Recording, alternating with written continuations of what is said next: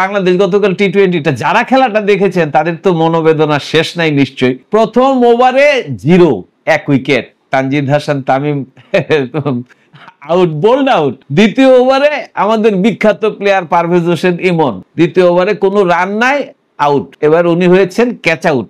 আচ্ছা, এখন ঘটনা হচ্ছে বিশ্ব ক্রিকেটে টি-20তে প্রথম 2 ওভারে রান ছাড়া 2টা উইকেট পড়ে যাওয়ার ঘটনা এর আগে একটা ঘটছিল কোন একটা ম্যাচে। ধারাভাষ্যকাররা বলতেছিলেন এটা বাংলাদেশ যদি তৃতীয় ওভারেও রান নিতে না পারত, আমাদের মহামান্য বিখ্যাত অধিনায়ক লিটন দাস, যিনি টি-20 খেলতে পারেন না, আমি বারবার বলছি, তিনি এবং অফ ফর্মে চলে যাওয়া বাংলাদেশ দলের একমাত্র ভাইটাল খেলোয়াড় তৌহিদ হৃদয়, তিনি যদি রান নিতে না পারতেন তাহলে বিশ্ব রেকর্ড করে ফেলতো। এটা বোধহয় করা দরকার ছিল, অন্তত একটা দিকে তো হইতো। তো যাই হোক, খেলার ফলাফল তো জানেনি, খেলার ফলাফল জানেন, 139 রান করছে লিটন দাস। মোটামুটি বলা হচ্ছে আমাদের বিখ্যাত ক্রীড়া বিশ্লেষকরা, এই যে রিয়াসাদ আজিম, নোমান মোহাম্মদ, সামি, আরো দেবব্রত, এই সমস্ত যারা বিখ্যাত ক্রিকেট বিশ্লেষক, যারা বিশাল জ্ঞান ফলান এবং সম্ভবত আমার ধারণা বাংলাদেশের খেলা ছাড়া অন্য কারো খেলা দেখেন না।